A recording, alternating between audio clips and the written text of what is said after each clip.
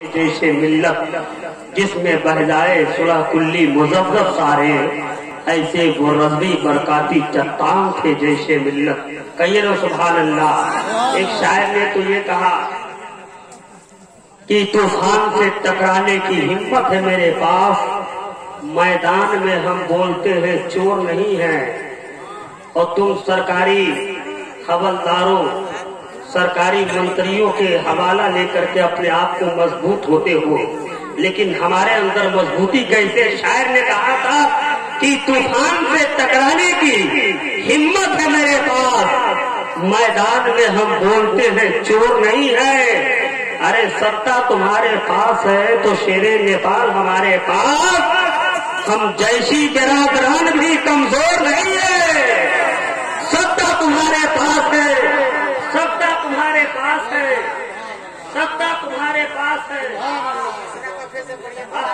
ستا تمہارے پاس ہے۔ دوبارہ پڑھنے کا حکم ہوا ہے، بولیے سبحان اللہ۔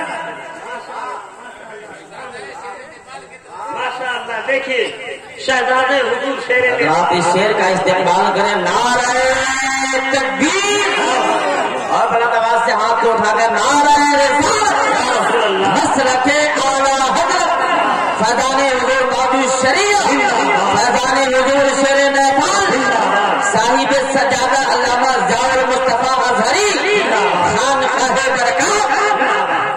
لوگ سن کر کے سلسلہ در سلسلہ بولتے ہیں۔ خلیفہ حضور محدث کبیر حضرت علامہ مولانا امجد علی صاحب جانتے ہیں کہ حضور محدث کبیر کا میں خادم ہوں۔ کہیے سبحان اللہ۔ لوگ سن کر بولتے ہیں میں نے خود حضور محدث کبیر سے یہ کہتے ہوئے سنا ہے کہ ملک نیپال میں اگر کوئی علامہ ہے تو جیسے ملت کی ذات ہے۔ کہیے سبحان اللہ۔ اس لیے ہم کہتے ہیں کہ طوفان سے ٹکرانے کی ہمت ہے میرے پاس، میدان میں ہم بولتے ہیں چور نہیں ہے۔ اور ستا تمہارے پاس ہے تو شیر نثار ہمارے پاس، ارے جیسی برادران بھی کمزور نہیں ہے، جیسی برادران بھی کمزور نہیں ہے۔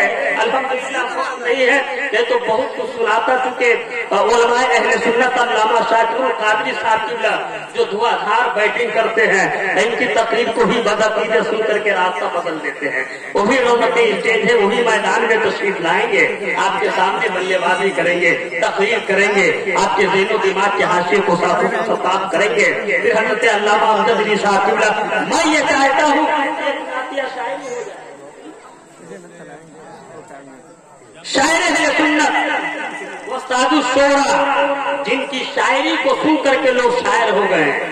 عمر تو 55 کی ہے لیکن آواز آج بھی بچپن کی ہے۔ کہیے سبحان اللہ۔ حضرت شاعر اہل سنت حیرت نیپالی صاحب قبلہ جو آپ کے درمیان تشریف لا رہے ہیں، وقت کم ہے۔